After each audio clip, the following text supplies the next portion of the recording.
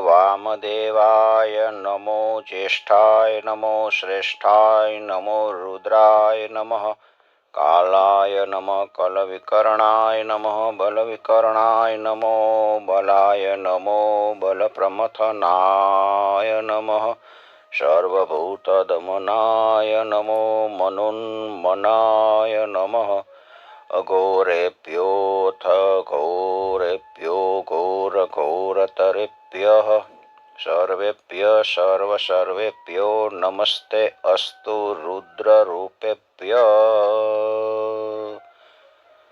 બધાય દેવોને સાથે મળી દેવોએ સાથે મળી અને ભગવાન શંકરની સ્તુતિ કરી છે. હાથ જોડીને ઉપાસ.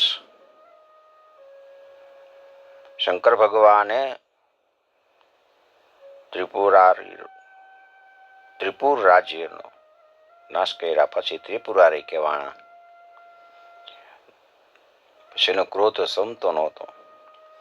દેવતાઓએ સ્તુતિ કરી.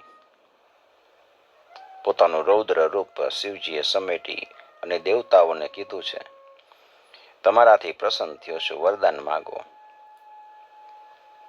દેવતાઓએ પ્રાર્થના કરી કે હે દેવાતી દેવ, તમે અમારા ઉપર કૃપા કરી છે તો અમને તમારા દાસ જાણીને જ્યારે જ્યારે અમને દુઃખ પડે ને ત્યારે તમે અમારું દુઃખ દૂર કરવા માટે પ્રગટ થાજો. ઇત્થં યદા યદા બાધા દાનવોત્થા ભવિષ્યતિ તદા તદાવતીર્યાહં કારિષ્યામિ સંશયમ. જ્યારે જ્યારે દેવતાઓ પર મુશ્કેલી આવશે ત્યારે શિવજીએ અવતાર ધારણ કરી અને શત્રુઓનો સંહાર કરીશ એવું વરદાન આપ્યું.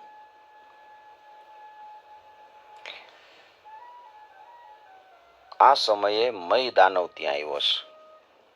શિવજીની ભક્તિપૂર્વક પ્રાર્થના કરે છે, હે ભક્ત વત્સલ ભગવાન, તમને કોઈ પ્રત્યે પક્ષપાત નથી.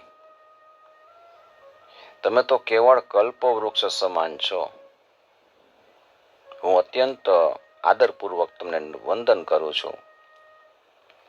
હે સ્તુતિ પ્રિય શંકર, હું સ્તુતિ કરવાની રીત નથી જાણતો, પણ હું આપને શરણે આવ્યો છું. પ્રભુ, મારું રક્ષણ કરો. હે સંહારક દેવ રુદ્ર, આપે આ મહાસંસારમાંથી મને બચાવ્યો છે. હું તમારા સિવાય બીજું કોઈનું શરણ ઈચ્છતો નથી. મને અભયદાન આપો. શંકરે પ્રસન્ન થઈને એને વરદાન માગવાનું કીધું. મય દાનવે એવું માંગ્યું કે પ્રભુ, મને તમારી અવિચળ ભક્તિ આપો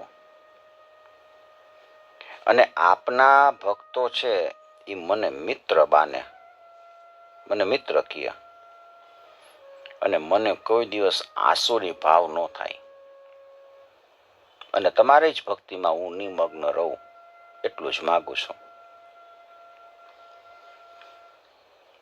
મહેશ્વર કે છે, ધન્ય છે તને, ધન્ય છે.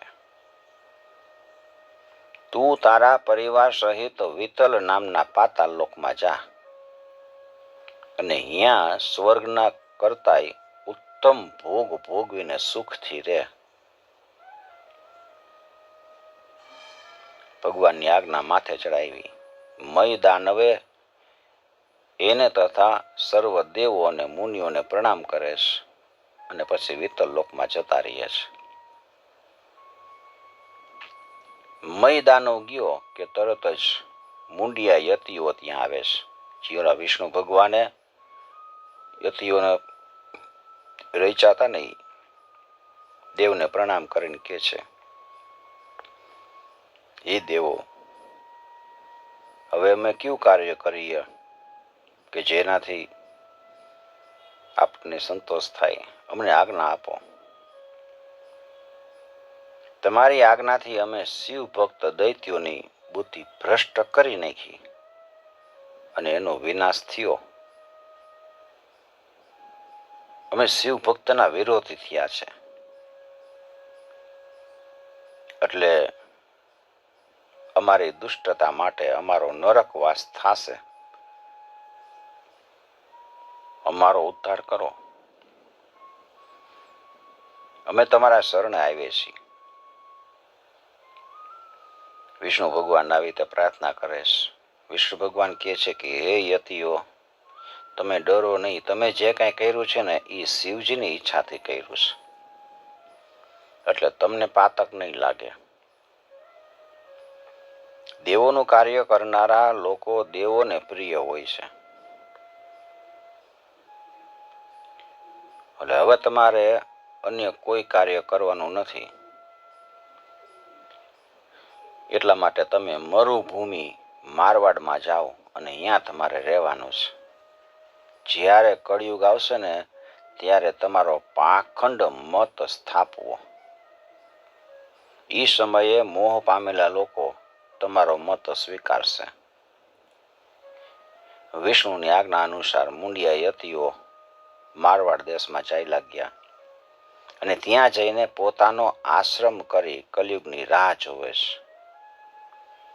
તેના ગયા પછી શંકર ભગવાન અદૃશ્ય થઈ ગયા અને સર્વદેવો પોતાનું કાર્ય સિદ્ધ કરી શત્રુઓના ત્રાસથી મુક્ત થઈ સ્વર્ગના સુખ માણવા લાગ્યા છે. ચંદ્રશેખર ભગવાનનું આ અતિ મહાન ચરિત્ર એની દિવ્ય લીલાઓથી ભરેલું હોય છે. આ ચરિત્ર વાંચે, સાંભળે અને પાઠ કરે એ ભક્તજનો ધન, યશ અને દીર્ઘ આયુષ્ય પ્રાપ્ત કરે છે અને એમને સ્વર્ગ તથા મોક્ષના પરમ સુખ પ્રાપ્ત થાય છે. ઓમ નમઃ શિવાય. ઓમ નમઃ શિવાય.